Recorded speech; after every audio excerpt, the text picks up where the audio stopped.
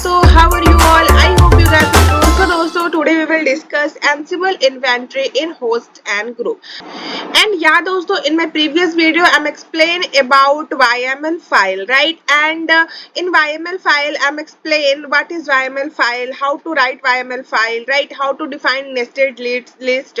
So that type of topic I'm covered in my previous video. If you not watch that, so watch it.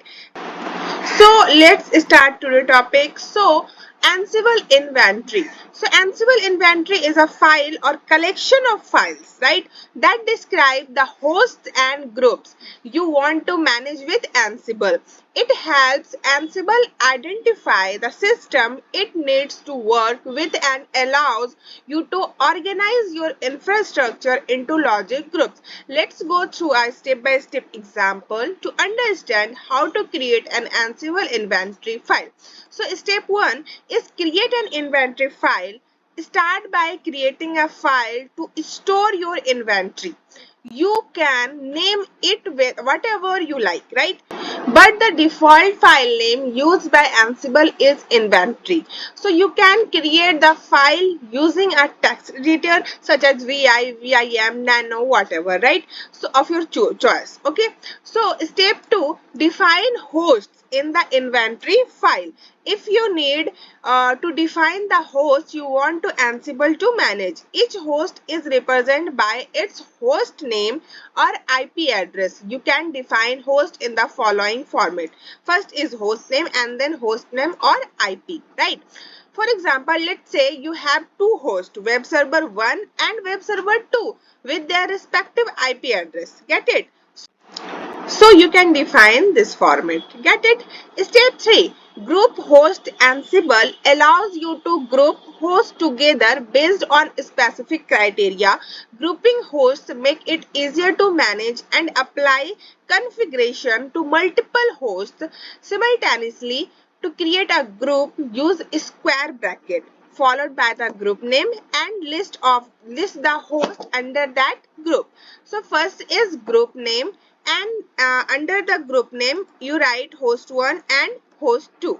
Get it? For instance, let's create a group called DB server and the database and 1 and database 2 it.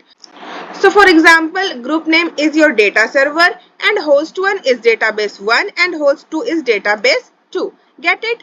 So step 4, add host variables. You can assign variables to hosts or group which can be used later in your playbook.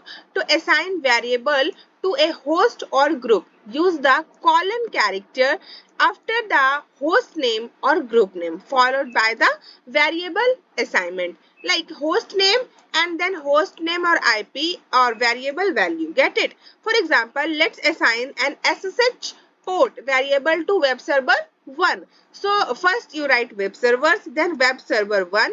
Ansible SSH port is this and then web server 2. Get it? Step 5, add group variables similar to host variables. Okay, you can also assign variables to groups. Group variables apply to all hosts within that group. To assign a variable to a group, use the colon character after the group name followed by the variable. First is group name, then variable, and then variable value. Let's assign a common SSH user to all hosts within the web server 1 group. So first is web servers, then wars, then Ansible user, and then value, right? This is your variable. Ansible user is your variable and Ubuntu is your value. Get it?